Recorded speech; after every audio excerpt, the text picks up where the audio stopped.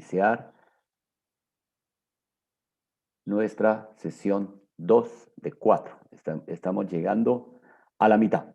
Acuérdense que es un curso muy general. En 4 sesiones es muy complejo poder abarcarlo todo, y esto requiere también un trabajo de síntesis que, como ya les había comentado, este curso lo dimos el año pasado, el 20 de julio. La clase de hoy fue la del 20 de julio, pero a medida que he estado enriqueciéndolo, me doy cuenta que quedan muchas cosas siempre en el tintero y demasiadas dinastías que no vamos a poder abarcar, y solo están, digamos, contempladas las principales,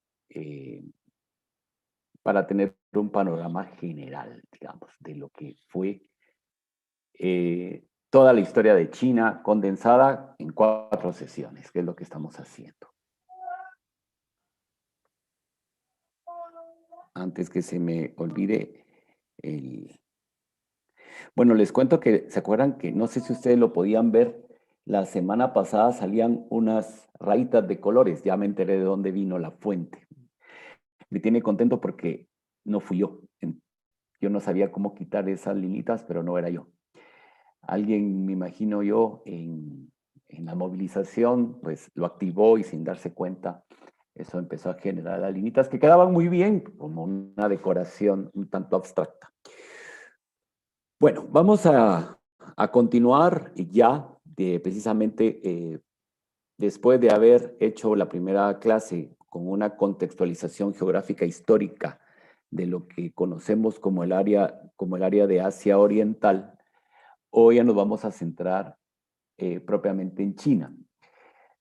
Decíamos la semana pasada que estamos ante una zona con rasgos culturales comunes, y su fuente, de donde surge toda esta eh, gama de aspectos culturales de esa región, es en China.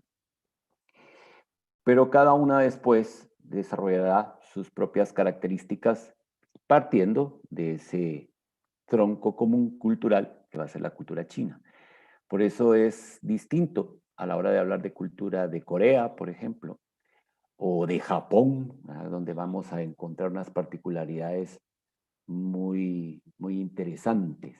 De hecho, el año pasado, con la pandemia, nos pusimos a leer unos artículos sobre la educación en Corea, y veíamos algunas similitudes, pero unas diferencias que parten siempre del mismo concepto, de la misma forma de visualizar su sociedad, de conceptualizarse a sí mismas y a sí mismos, la cosmovisión que llamaríamos nosotros con categorías occidentales, pero vuelvo a recalcar, con unos rasgos y unas características muy particulares, que es lo que van a hacer una distinción de una u otra, aunque para nuestros ojos nos parezcan muy similares, pero sus contenidos van a ir variando. Entonces, en la historia de China tenemos una parte que se llama la era formativa, y lo interesante de esta era formativa es que ya en ese momento tenemos el aparecimiento de la escritura. Es un rasgo sumamente importante. ¿Por qué? Porque el aparecimiento tan temprano de la escritura es lo que nos permite poder conocer muchísima de su historia. A medida que va avanzando, digamos, el desarrollo histórico, siempre vamos a encontrar escribanos que van a estar dándole una connotación, porque para la civilización china el registro histórico va a ser fundamental. Que queden escritos sus anales, y tiene relación con su visión de entender la vida, porque existe dentro de la mentalidad china un contacto directo, una ligación directa con los antepasados. Y obviamente, si está esa relación tan íntima con los antepasados, pues esa relación antepasados y el momento en que vivían es lo que va a producir la historia. Ya es interesante, dado que nuestros conceptos actuales de historia están muy sesgados. En cambio, en China están muy claros. ¿Ya? O sea, nosotras y nosotros como civilización tenemos que resguardar nuestro pasado histórico, nuestra memoria, que va a estar escrita. Por eso es que van a empezar, digamos, con una manera muy temprana a destacar en este aspecto de la escritura. 3 van a ser los elementos que encontraremos en esta edad formativa y que también son las bases de los orígenes de la civilización. Lo que hablábamos de los primeros asiáticos orientales, que lo desarrollamos un poco la clase pasada y que ahora lo he dicho así muy rápido. Luego, las lenguas y sistemas de escritura en Asia Oriental, que tienen un tronco común, como nosotros con el latín, lo decía la semana pasada, pero obviamente que tienen unas características muy particulares. En la misma China vamos a encontrar distintas formas dialectales, aunque va a haber un momento, que ya lo veremos más adelante, se va a establecer el idioma común.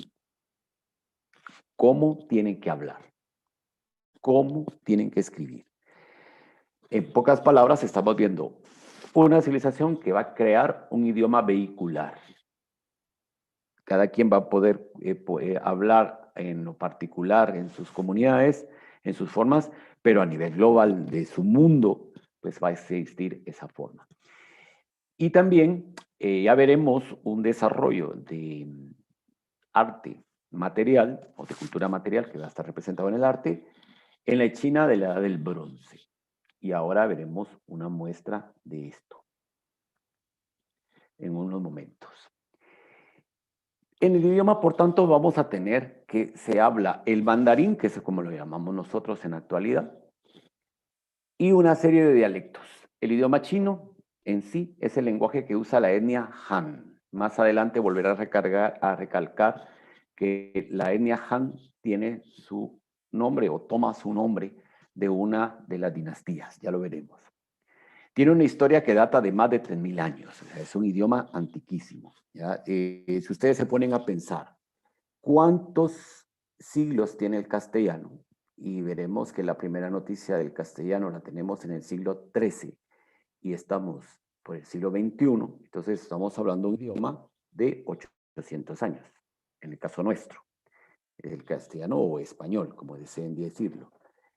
Pero en el caso del idioma mandarín, son 3000 años.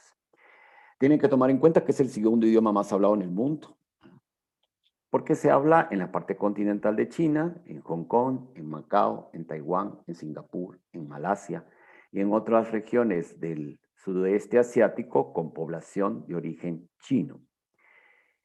Pero en 1928, como les decía antes, se va a imponer el mandarín, el Putonghua, es decir, idioma común como idioma oficial. Hace poco una gran discusión, bueno, hace poco, yo como la pandemia siento que se fue hace siglos, hace unos cuantos años, y todavía de vez en cuando encontramos esa discusión en cuanto a la definición o la utilización de la categoría idioma y lengua. Es lo mismo. Idioma se refiere a un asunto propiamente del Estado liberal moderno y lengua es el concepto que se usa en lingüística. Pero no quiero decir con esto que si yo le digo a un idioma lengua, lo estoy demeritando. ¿No? Todo es según el enfoque que yo voy a darle para el análisis de la manera de comunicarse en una sociedad concreta. Desde 1955, la República Popular de China inicia un proceso de simplificación de caracteres y el sistema de transcripción fonética del idioma chino, que se va a imponer en 1958. Les invito a que entren en Google cuando puedan y busquen traductor y vean, ustedes quieran, de hecho, muchas de las cosas que van a empezar a ver en chino, pues hice uso del traductor de Google, voy a ser honesto, no van a creer que yo sé chino, que ya quisiera. Y entonces a ustedes les presentan dos opciones, chino tradicional y chino simplificado. En la actualidad, el que más se usa es el chino simplificado y es el que se utiliza, por ejemplo, en las redes sociales que tienen en la República Popular China. Facebook no existe, existe otro que ahora no me acuerdo cómo se llama, WhatsApp sí, pero utilizan el simplificado. ¿Ya? El tradicional, que tiene muchísimos más caracteres, ese queda, digamos, para las y los estudiosos de la historia y de los textos antiguos. Para la paleografía, ya que aquí está el profesor de paleografía de la escuela, para la paleografía en chino, pues tienen que aprenderse todos los caracteres del chino tradicional. Vamos a ver, creo que había una pregunta. No, no. Bueno, sigamos. Esta es una de las muestras que les decía, un dragón de bronce de la dinastía Shang, que es del periodo formativo. Los dragones van a ser muy importantes dentro de la cultura china, transmiten muchísimos mensajes y después el confucianismo va a darle esa connotación de importancia que tiene, de buena suerte, de buenos presagios. Porque para los chinos el concepto nuestro de bien y el mal, que también existe, es complementario. Es complementario. Y de hecho, toda esa región del Asia, el concepto que estamos manejando por analogía de bien y mal, tiene otro carácter distinto al nuestro. ¿Ya? De hecho, en las creencias del confucianismo no existe un premio en el más allá, sino es la armonía como base fundamental de la sociedad aquí. ¿Ya? Eso es lo que también permite comprender cómo en sus distintos procesos históricos esta población, a pesar de lo que sucede, sigue estando compacta y culturalmente siguen compactos. Por eso es que también en la sociedad china actual podemos ver que las religiones monoteístas como el cristianismo o el islam son y seguirán siendo minorías. ¿Por qué? Porque, y para que entraran en la sociedad china se tuvieron que sinizar, si no, no hubiesen logrado tener los adeptos que tienen en la actualidad. Porque el sentido del honor que va unido a los antepasados también está arraigado dentro de la composición de creencias que va a propugnar el confucianismo. Y en la actualidad el Partido Comunista Chino, que lo veremos en la clase 4, espero, ha ido, digamos, perfilando una reactualización del confucianismo a la mentalidad del partido en la actualidad. La concepción de la vida y la muerte es pragmática, es más que pragmática, es como de aceptación de tu realidad, Isabel. ¿Ya? Es como que en su concepción son piezas de un gran engranaje que todas son importantes y deben de funcionar. Todas deben de funcionar. Los que estaban perdidos en una aldea, como los que estaban en las ciudades principales. Que de hecho el desarrollo urbanístico en China va a ser muy tardío. Eso sí, la base fundamental de la sociedad china será agraria hasta unos cuantos siglos que ya empezó a ser urbana. Bien, aquí tenemos un esquema que nos va a ayudar para poder poner un poco de orden y tener como una idea de por dónde vamos a ir. Tenemos las dos grandes civilizaciones del lejano oriente, que son China e India. ¿Verdad? India, pues no lo vamos a tocar, que eso también un mundo impresionante. Gustavo Adolfo Martínez nos dice que tienen que ver los orígenes de la humanidad en el proceso de origen de la civilización china. Hay un tronco de la humanidad que se relaciona directamente con la población china. Todos los pueblos tienen un tronco común, según una hipótesis que todavía no la podemos probar, ¿ya? Pero es una hipótesis que tiene mucha fuerza. Y es la idea del gran boom migratorio a partir de los primeros humanos cuyos vestigios se van a encontrar en el Valle del Rift, en Kenia. Yo tengo preparado, pero otro día, en otros contextos, si quieren, lo comentamos, una clase sobre los procesos migratorios de la humanidad.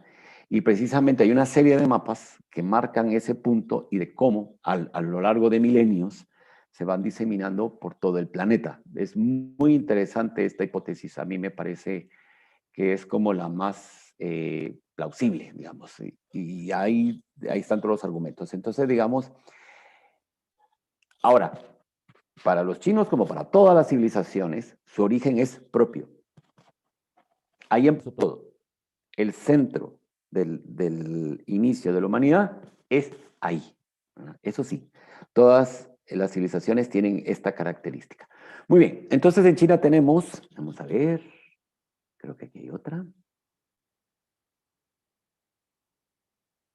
Muchísimas gracias, Alejandro. Sí, todo fue porque me lo pidieron y es increíble todo lo que uno se entera ahí.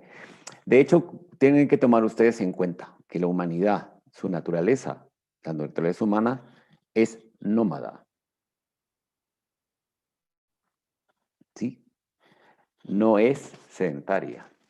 Y el arraigo a una nación, a un territorio, a una patria, como conceptos que manejamos ahora, son recientes.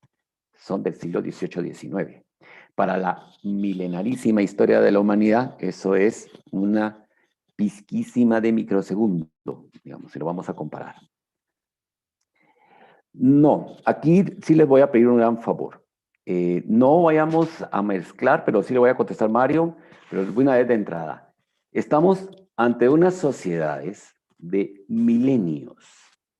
O sea, estamos hablando que esto pasó hace 5.000, 4.000 años, donde la diferencia de género no existía, por una sencilla razón.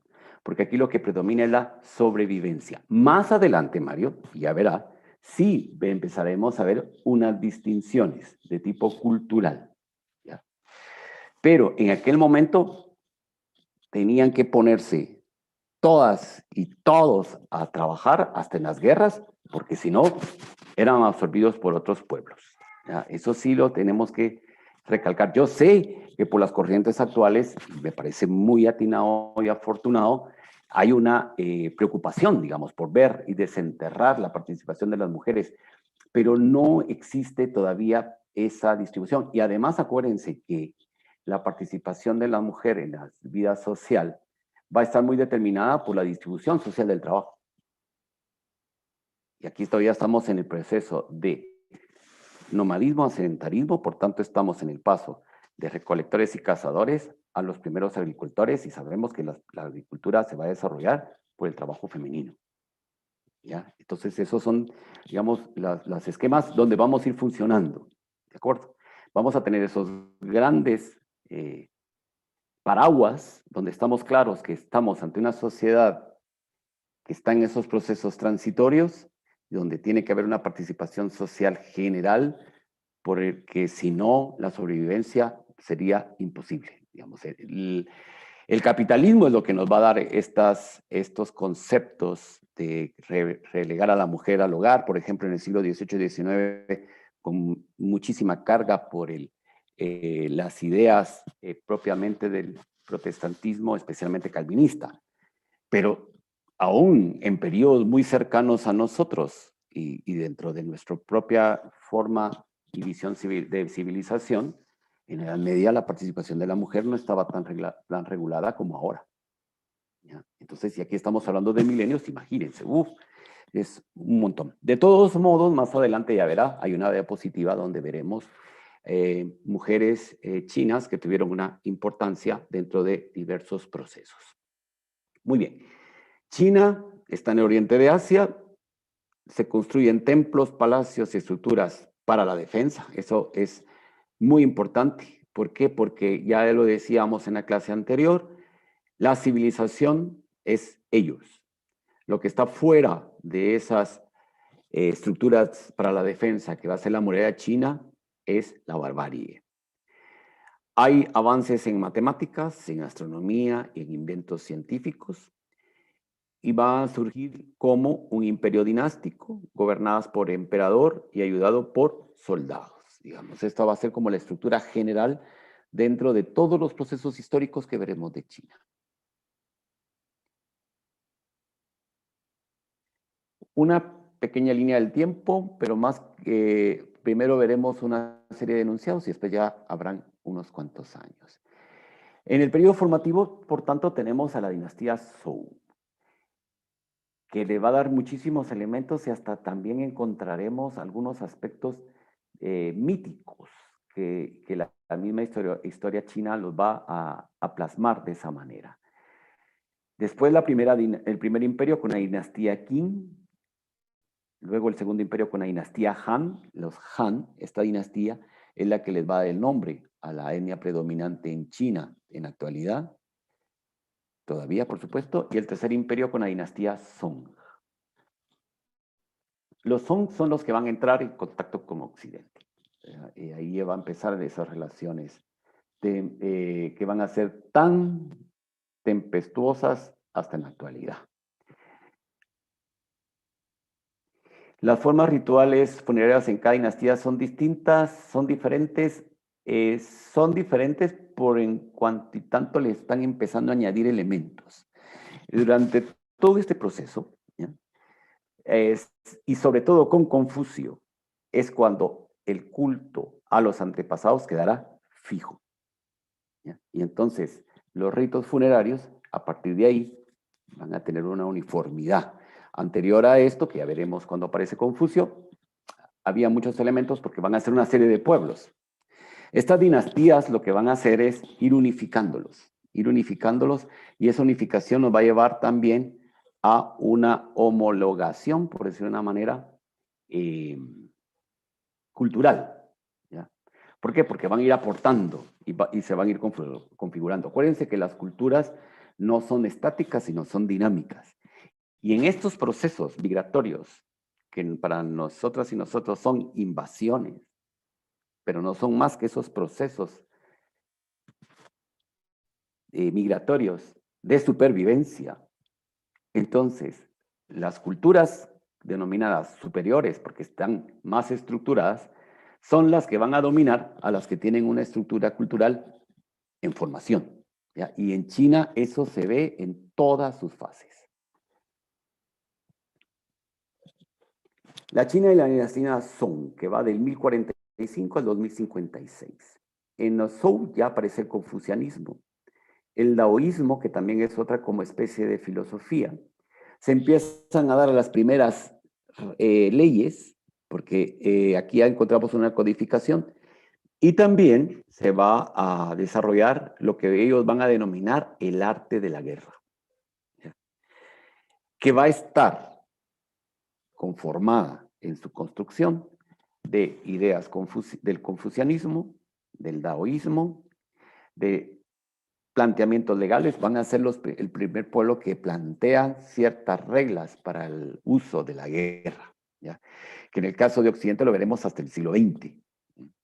Y algunos elementos que existían antes, pero así como lo estamos viendo, digamos, plasmado, lo vemos ya en esta dinastía, la dinastía Zhou, que va a abarcar estos territorios de China, como pueden ver.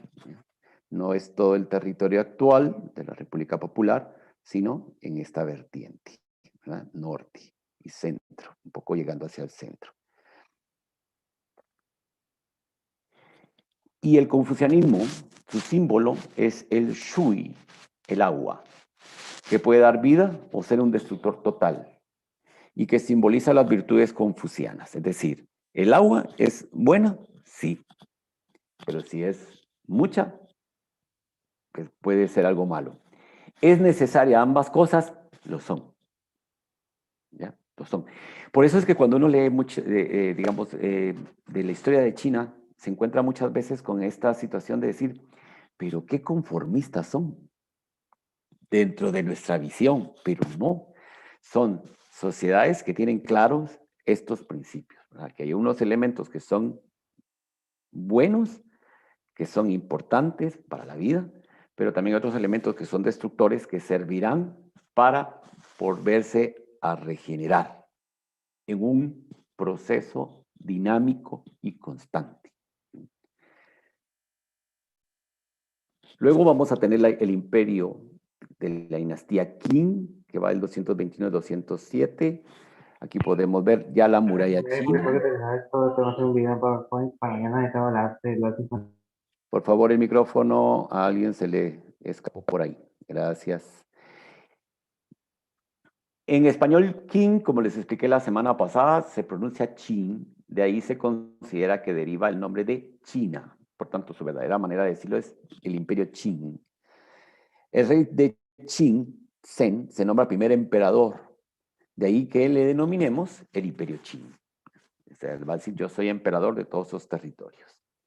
Y aquí tenemos la importancia de los ríos, que es lo que les va a dar, digamos, la posibilidad de sobresalir.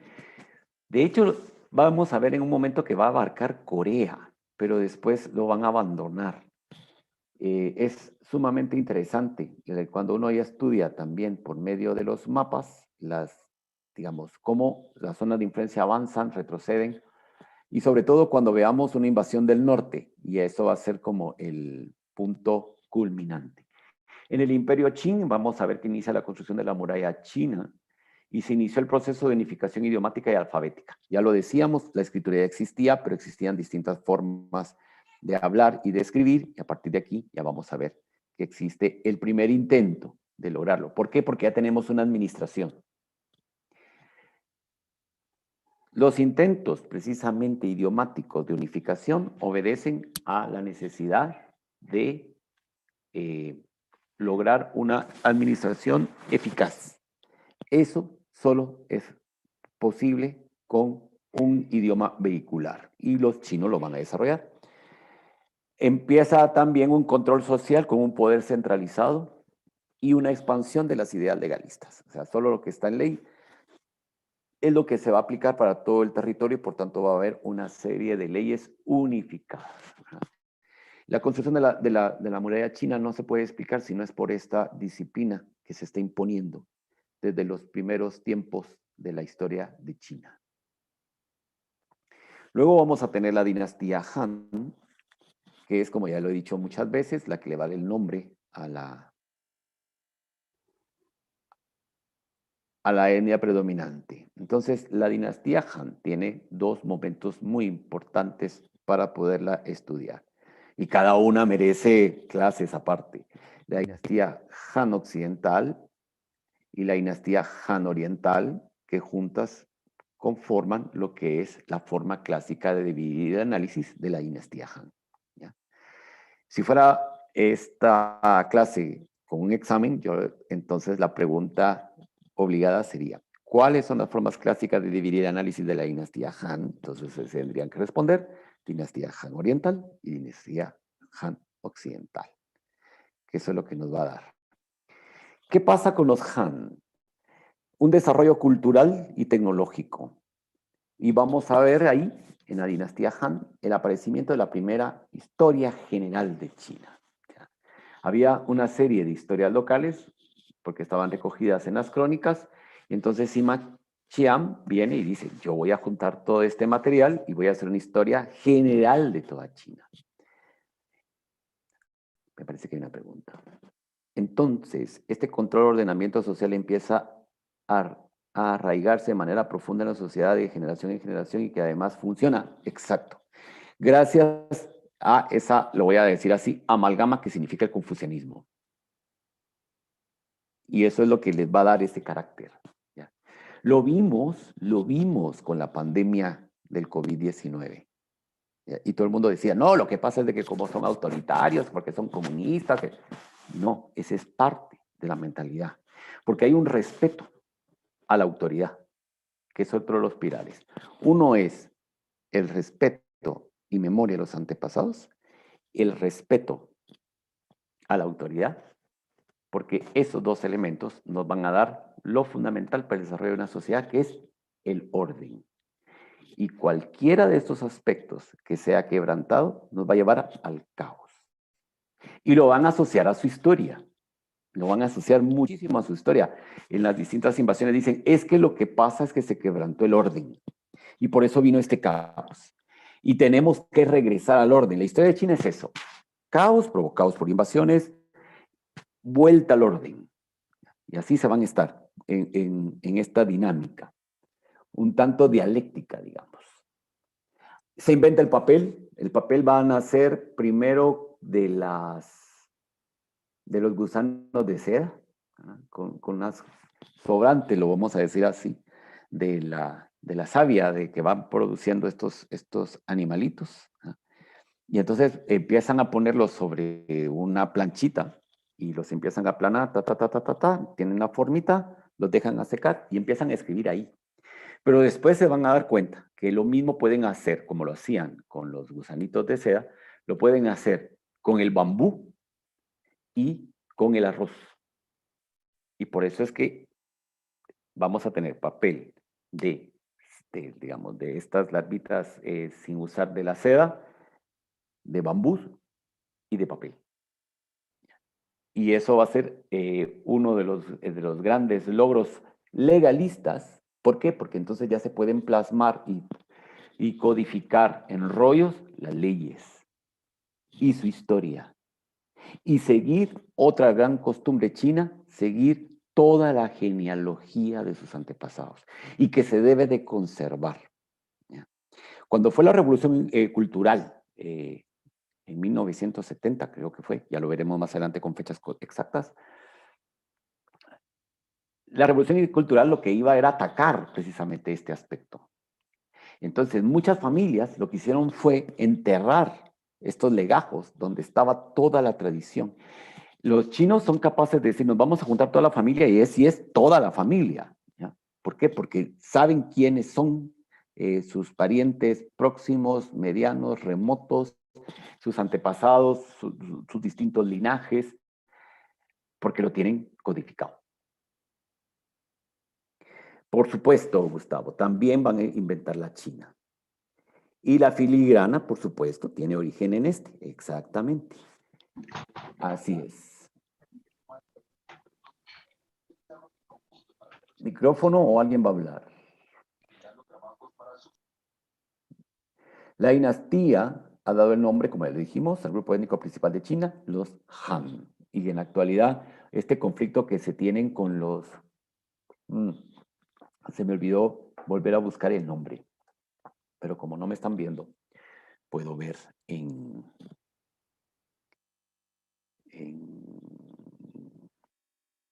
Google.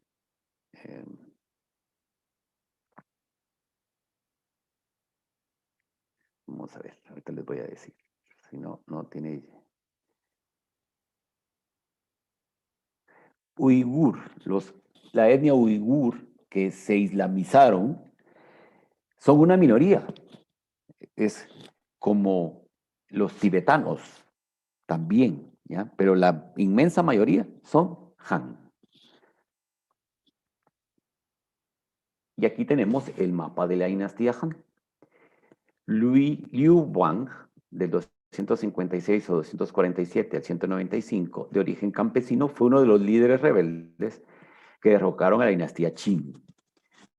¿Por qué los derrocaban? Porque pensaban digamos, en su manera de pensar. Acuérdense que estamos ante otra lógica totalmente distinta a la nuestra, que se habían desviado del orden establecido. Y entonces van a haber levantamientos para regresar, lo que les decía antes, a este orden que va a estar representado por la memoria de los antepasados y por el respeto a la autoridad en todas las jerarquías.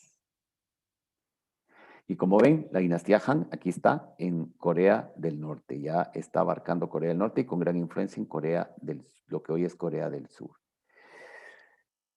Se convirtió en el primer emperador de la dinastía Han, convirtiendo la ciudad de Chang'an, actual Xi'an, en su capital. ¿Ya? Y aquí está en signos chinos el nombre de los Han.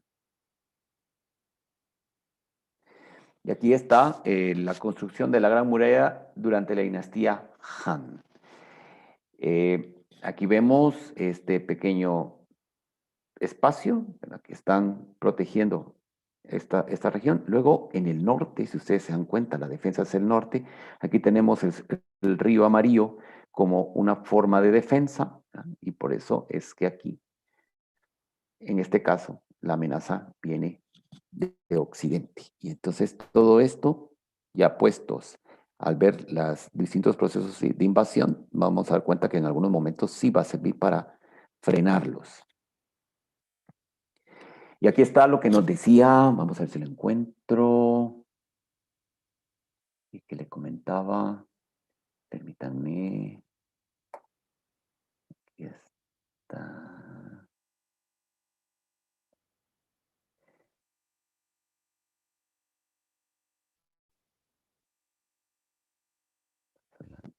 Permítanme, es que así, Mario Soto, aquí está lo que le comentaba.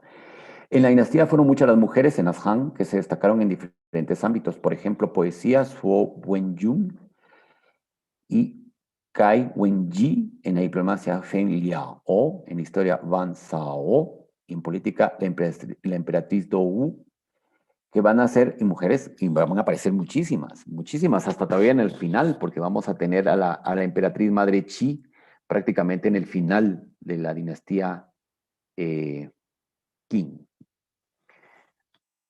Escritura, como les dije, gracias a la invención del papel de arroz, porque la otra, la de seda, era muy complicada. Entonces, la de arroz va a ser más eficaz, digamos, para la producción de papel. Que esto se sucederá en la dinastía Han. Van a surgir 4 estilos de escritura que se siguen utilizando hoy en día con algunas variaciones. Está la escritura cancilleresca, que es la Li Shu, que es como lo que estamos viendo aquí, esto. La escritura cursiva es la Xin Shu, que es esta. La escritura normal, la Kai Shu, que sería esta. Y la escritura de hierba o Kou Shu. Vamos a encontrar textos con esto. No sé si lograron, que no era tarea, solo se los dejé por si tenían esa curiosidad, ver la inauguración de los Juegos Olímpicos de Beijing, donde precisamente en un despliegue impresionante nos cuentan la historia de la escritura, nos cuentan la historia del aparecimiento del papel y después nos cuentan la historia del aparecimiento de las distintas formas de escritura en China. Y aparecen estos 4. Ahí lo pueden ver y es una maravilla, la verdad. Vamos a dar un gran salto porque el tiempo así lo amerita y entonces vamos a empezar desde el siglo X al XVI. Vamos a ver aquí otra pregunta.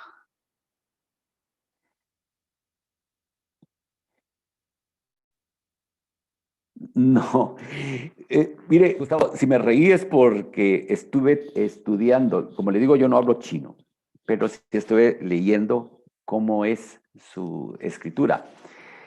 Y nuestros conceptos que usted está diciendo aquí muy acertadamente, que si es logográfica, fonética, el uso de sílabas, es ideográfica. Es decir, cada símbolo le da una idea. No existe género, no existe número y no existen conjugaciones verbales, ni tampoco tiempos de pasado, presente y futuro. ¿Ya? O sea, es totalmente distinto, digamos.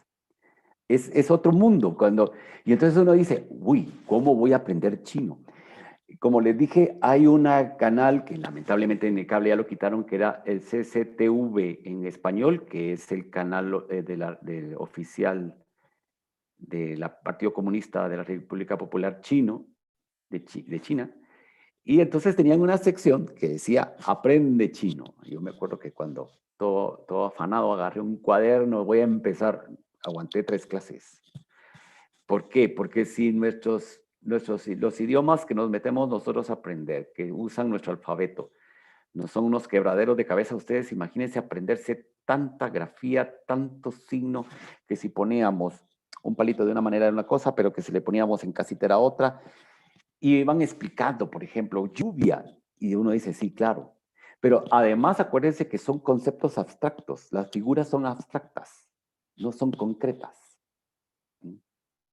Y eso es también la riqueza del idioma chino en su escritura.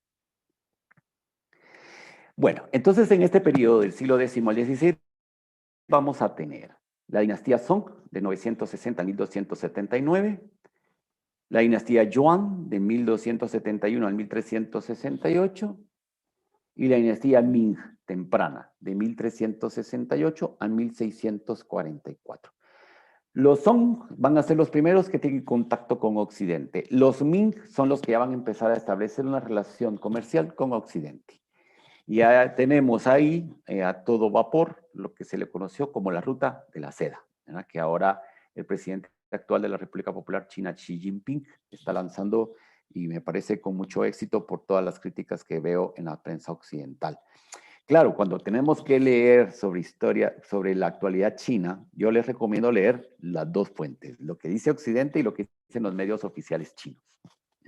Y ahí nosotros hacemos un contraste y sacamos ahí una conclusión. La ventaja de los medios chinos es que hay muchos de ellos en español. Al principio solo tenían en mandarín y en inglés, Y ahora tienen muchísimas comunicaciones, muchísimas páginas en español donde ustedes se van a poder enterar de toda la actualidad de la actual República China. La dinastía Song. Aquí está los signos en caracteres chinos que significan dinastía Song. La dinastía Song va a introducir el uso de la pólvora para repeler las invasiones de los mongoles, que al final los mongoles van a llegar. Se dividió en dinastía Song del norte y del sur. Al final ceden y caen sojuzgados por los mongoles. Y eso, la llegada de los mongoles va a ser un momento de desastre, pero el resultado va a ser impresionante, porque prácticamente con la llegada de los mongoles se va a marcar el inicio del avance y de el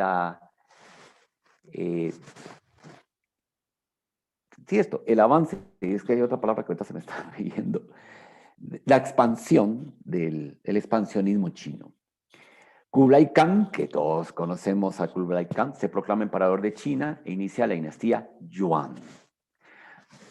Como ven, va a sinizar su nombre de su familia. Van a ser Yuan. Introducción de la exquisitez y del buen gusto durante el periodo de los Yuan, de los Song, porque aquí ya nos saltamos otra vez a los Song. Fabricación de telas finas y se perfeccionó la porcelana que había surgido durante la dinastía Han. Esa porcelana que nos encanta seguro a todas y todos.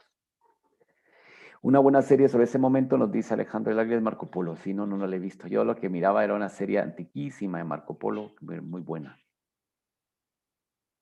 Y aquí ya vemos la expansión de la dinastía Yuan, que aquí está su símbolo. Esto es Yuan.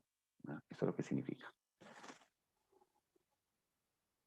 Pero, perdón, es la dinastía Song. La dinastía Song, que es donde estamos, sube al poder en el año 960 y como le dije anteriormente, se dividirá en dos. Dinastía, la del norte y la del sur. Primero va a caer en manos de los mongoles la del norte, la del sur va a resistir y después va a llegar.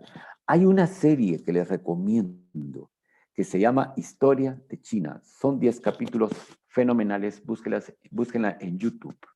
Es buenísima, lo mejor que he visto. Si no estoy mal, la produjo la BBC. Está ya traducida en español, la pueden ver y es una maravilla. ¿Por qué?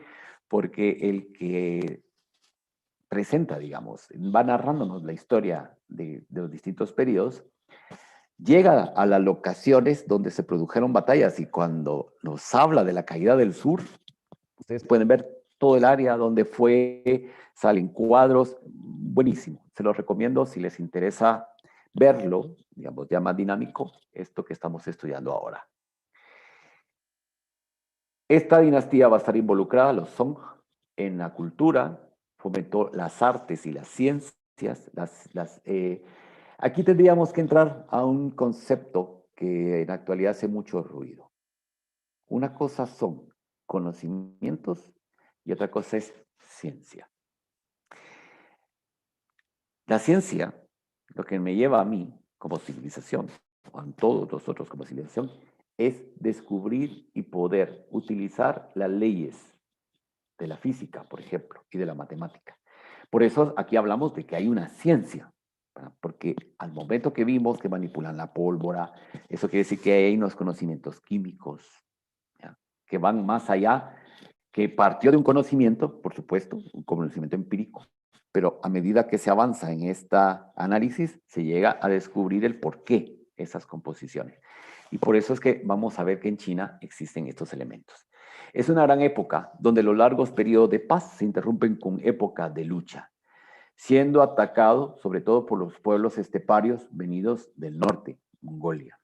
Aquí tenemos un retrato del emperador Taizu de Song, fundador de la dinastía tras la reunificación de China. Una cuestión bien importante es, como lo veremos más adelante, algunas piezas que veremos, es el uso de la figura natural humana, pero de la abstracción cuando hablamos de la naturaleza.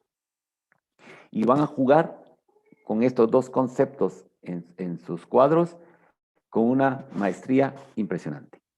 Y eso lo veremos también en la música. Por eso las notas fonéticas musicales chinas son distintas a las nuestras, porque manejan conceptos, digamos, en cuanto a el aspecto natural, objetivo del objeto, con figurativo, abstracto, que se fusionan.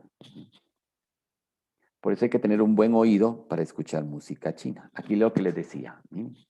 Esta es una abstracción tremenda, solo a base de tinta, pinceladitas, y miren, logran este paisaje maravilloso sobre fondos ocres. Si ustedes se dan cuenta, aquí lo que trasluce eso es un sentimiento de paz y de bienestar, que es lo que nos lleva la vida armoniosa dentro de la mentalidad confuciana. La exquisitez que introducen los Song va a quedar ya plasmada en toda la cultura china. Sí, así es. Ok. La pregunta de Gustavo es interesante. Bueno, como todas son interesantes. Y si es pertinente, nos dice, ¿los chinos y los coreanos son dos grupos étnicos distintos? Sí. ¿Y tienen una escritura distinta? Sí. Provienen del mismo tronco común. Exactamente. Igual. Como les decía al inicio, como nosotros con el latín. Tenemos un idioma común, los idiomas romances, que son el francés, el portugués, el italiano, el español, el catalán, el gallego, el rumano. Los 7 de estos idiomas que mencioné reconocemos el mismo tronco común, el latín. Pero hay diferencias. Hay diferencias. O sea, yo puedo ir a Italia y si les digo piano, piano, les entiendo. Pero yo no les puedo responder en italiano. Y ellos también me van a entender si yo hablo piano, piano, que quiere decir despacio, despacio. No es literal, es una forma figurativa. Pero ellos no me pueden responder en español. Y no les digo la distancia que hay entre hablar con un rumano. Es bastante, ¿de acuerdo? Sucede con el portugués. ¿Ya? Por eso es que tenemos que ir a escuelas a estudiar estos idiomas porque no los tenemos tan así. Miren, las diferencias en los idiomas que acabo de mencionar son más, digamos, mayores que la diferencia que existen entre el noruego y el sueco. Pues con esta área geográfica sucede lo mismo. ¿Ya? Las diferencias entre coreano, entre japonés y entre chino son como las nuestras. Porque los quichés y cachiqueles tienen muchos elementos comunes. ¿Ya? Por supuesto, aunque hay algunas cuestiones dialectales que cambiarán. Dialectales hablándolo en categoría lingüística. Pues eso es lo que va a operarse ahí. Bueno, sigamos. Aquí tenemos otra vez lo que les explicaba antes, la naturalidad del cuerpo humano. Hay movimiento, hay expresión, tienen expresiones los rostros, hay comunicación, aquí vemos, están hablando, están en una fiesta, pero vemos también ese carácter ceremonioso que va a caracterizar porque es fundamental el respeto. Y uno de los elementos fundamentales del respeto en la cultura china es no tocarse. No se tocan. Lo mismo vemos en Mongolia, en Corea, en Japón. ¿Ya? La gente no se toca. No es como nosotros, como occidentales, que somos muy, como dice una compañera de trabajo, toquitones y besucones. Por eso estamos pasando el Niágara en bicicleta con el tema de la pandemia, porque no podemos tener contacto. Conocí un caso de una persona que llegó a su trabajo y dijo, miren, yo la verdad necesito contacto físico, así es que acepten que los abrace. Sí, todo el mundo dejándose abrazar, ya lleva 10 días con COVID y todos los que abrazó andan ahí sudando la gota amarga. Entonces, para que vean, el COVID no perdona. Dinastía Yuan, aquí está el símbolo de los Yuan. Aquí ya tenemos la fusión de los mongoles con los Han, que al final van a pasar a ser Han. O sea, que ellos abandonan el carácter mongol y dicen, nosotros somos Han. aunque después les van a dar cara vuelta. A ver, es impresionante el desarrollo de la vestimenta. Cada dinastía tenía sus vestimentas, sí, o es una tradición a todas las dinastías de China. Cada una va a tener la suya y va a ir incorporando elementos, porque aquí todos se están aportando. Pero en la dinastía Song va a empezar una tradición que es un tanto aberrante dentro de nuestra visión, y es el vendaje de los pies de las mujeres, como símbolo de belleza. ¿Ya? Que eso va a derogarse hasta el siglo XX, al inicio del siglo XX. ¿Ya? Entonces aquí también los conceptos de belleza van a cambiar, como pueden ver con este ejemplo que les he puesto. Yo, a lo mejor la palabra aberrante no era la más correcta, pero es la que se me viene a la cabeza. Traslado del poder mongol a China. O sea, a partir de ahí desaparecen los mongoles como esa gran potencia de las estepas, porque ya prácticamente se sinizan, se incorporan a toda la visión china.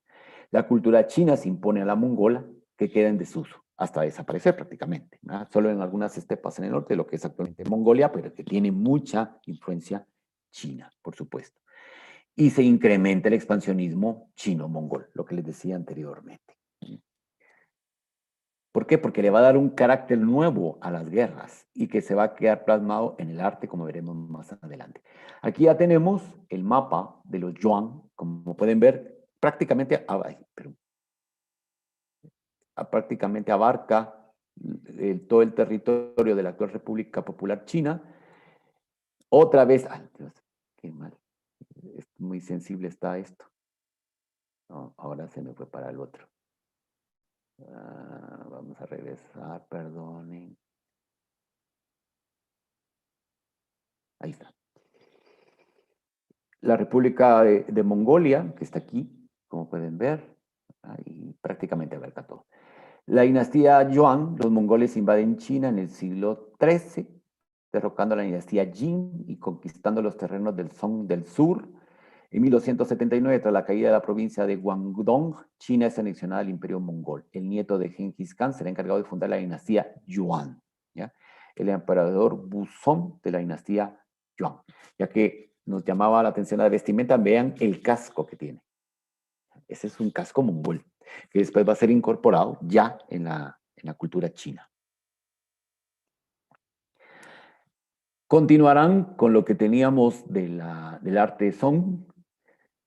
Van a tener un gran gusto por la abstracción. Nuevamente, pinceladas son las que van a lograr estos cuadros impresionantes, que hacen que la mente se vaya a lugares así de tranquilidad, ¿verdad? De serenidad, porque todo lo que están reflejando, como ven, es serenidad.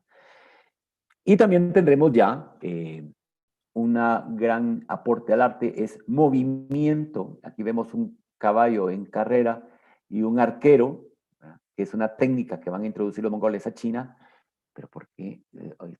Esto como que se movió algo, no sé qué movió, y ahora está yéndose por libre. Lástima, porque no me dejó ver la montura tan bonita. Aquí está. Como pueden ver, está en movimiento y el arquero prácticamente va lanzando sus flechas sin necesidad de estar conduciendo el caballo. O sea, eso es una técnica que van a introducir los mongoles. Y aquí tenemos la dinastía Ming, uno de los periodos más disciplinados y de mayor estabilidad visto a lo largo de la historia de la humanidad. Disciplina absoluta con los Ming. Los Ming van a sacar a la dinastía Yuan porque quieren regresar a sus orígenes. Pero ya los Yuan se quedan, porque ya son Han. Complejidad en el diseño y lacado de la porcelana, al igual que en la pintura.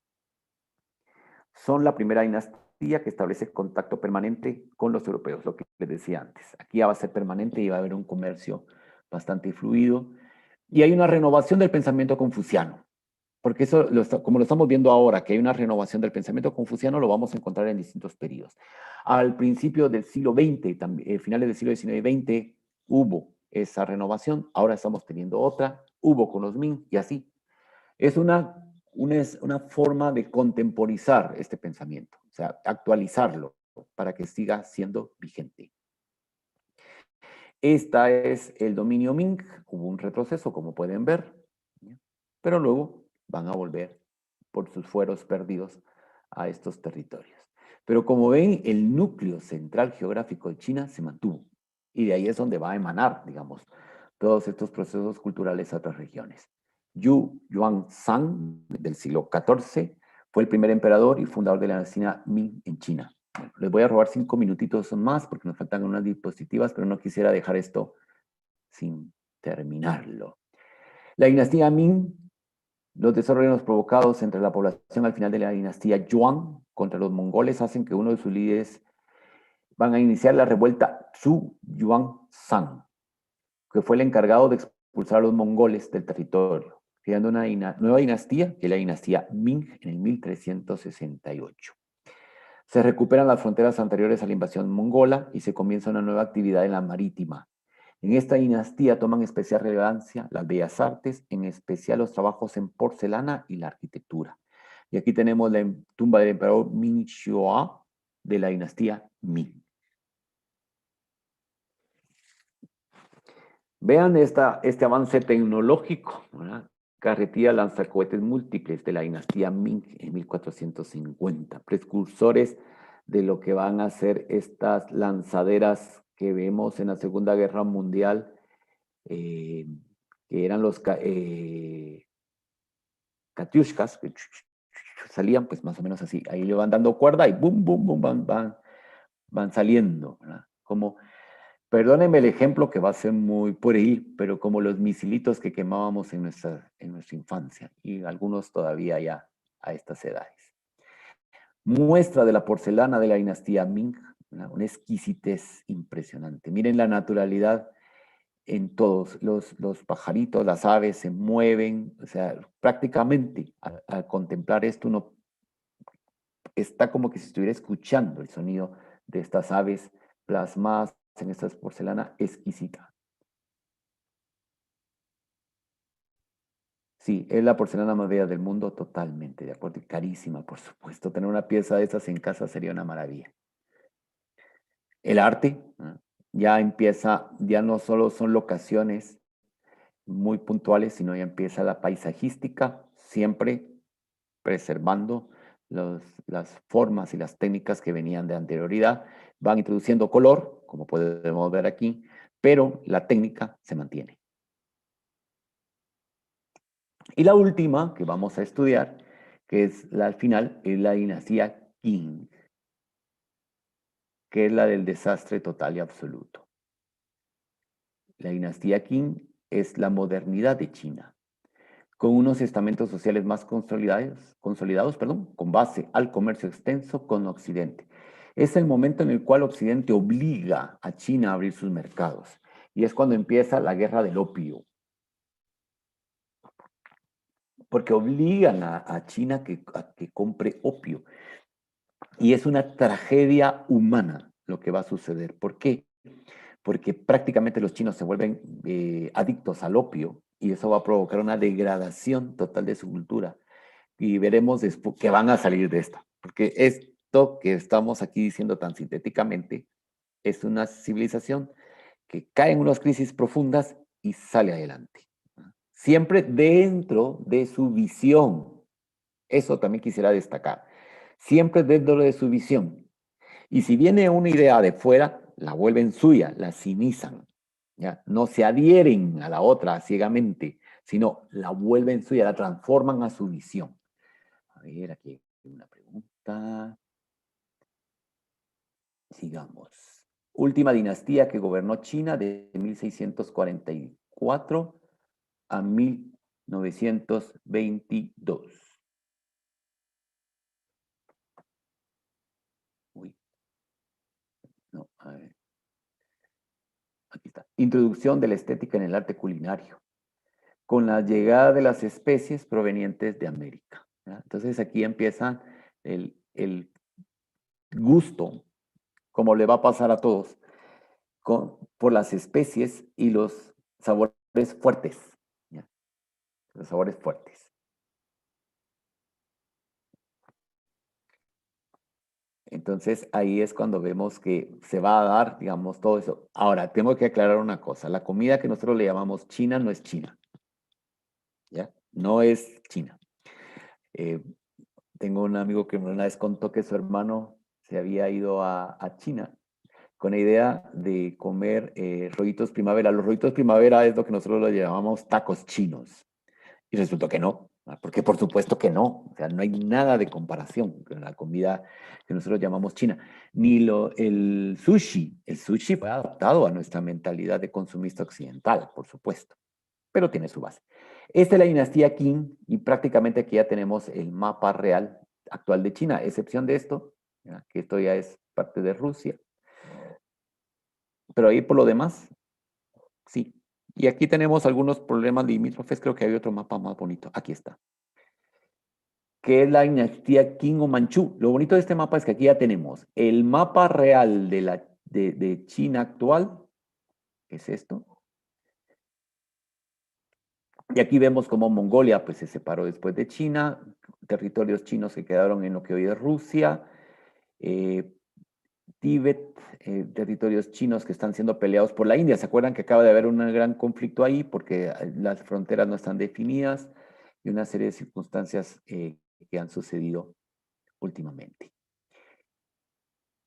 El emperador Kangxi de 1661 a 1722 y uno de los principales monarcas de la dinastía Qing. La dinastía Qing o Manchú, una nueva invasión de las tribus del norte, los manchúes, ayudados por parte de la población china, crean una nueva dinastía, la que será la última fundada, que es la dinastía Qing. Ampliarán las fronteras y por tanto el imperio, llegando a progresar en distintos niveles culturales. Es cuando se produce la conquista de Formosa o Taiwán, la incorporación del Tíbet y el Turquestán oriental, y terminan por configurar el territorio de lo que será la última dinastía. Con el comercio entre Oriente y Occidente, inician las rivalidades entre culturas, dando lugar a numerosos enfrentamientos, donde la superioridad europea, por supuesto, era aplastante. Entonces vamos a tener en 1840 la guerra del opio entre China y Gran Bretaña, que va a terminar con la cesión de Hong Kong a Gran Bretaña, que va a ser devuelta a la República Popular China, si no estoy mal, en 1997.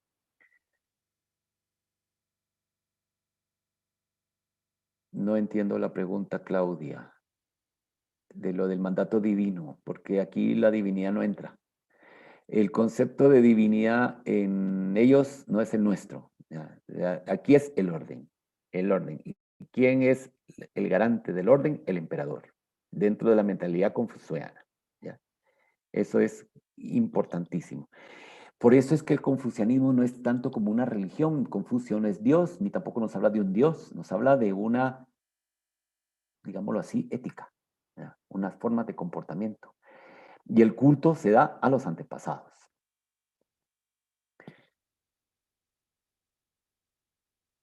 Aquí vemos una estampa del periodo Qing, ya ven, hay una gran influencia ya del arte occidental, porque estamos en otros momentos.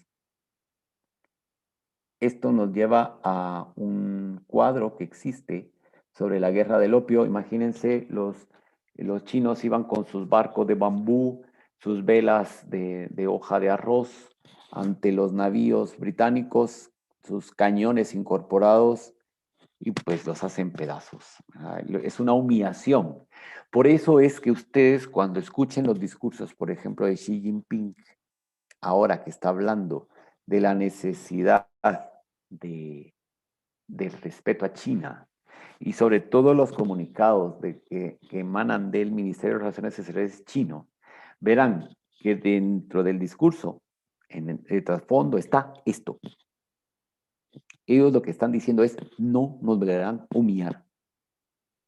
Estamos de vuelta y ahora no nos volverán a hacer lo mismo que cuando quisimos entrar a Occidente. Aquella vez nos bombardearon, nos humillaron, nos quitaron territorio. Ahora ya no. Ese es el mensaje que está de fondo. O sea, acuérdense, para los chinos la historia es muy importante. No como nuestra mentalidad actual donde dicen de que para qué la historia, que hay que ver el futuro, que dejemos de ver el pasado, que no sé qué y no sé cuánto.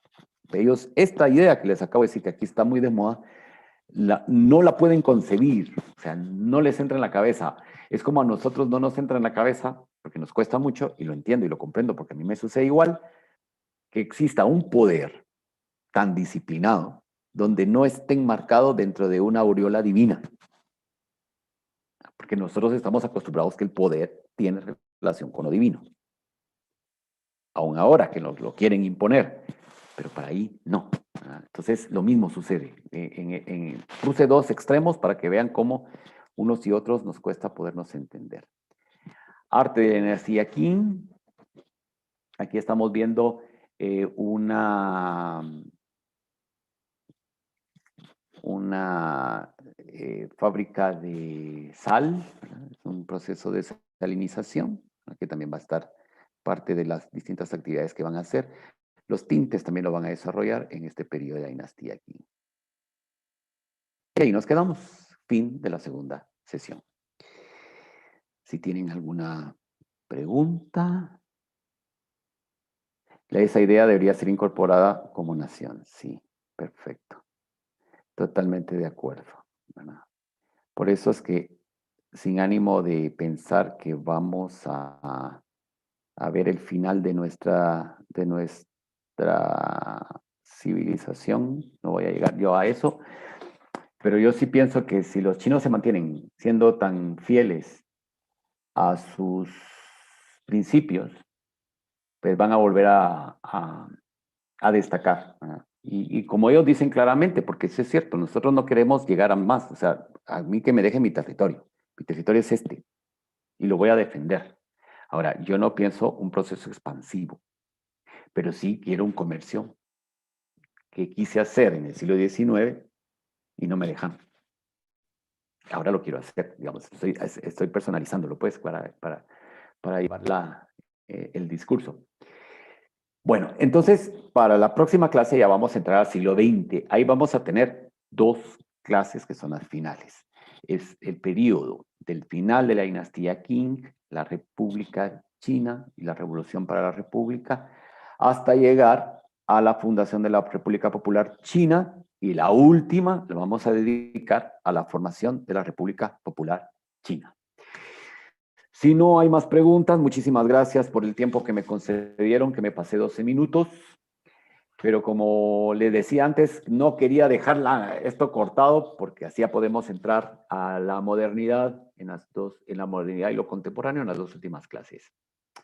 Muchísimas gracias por su entusiasmo, por estar acá y les espero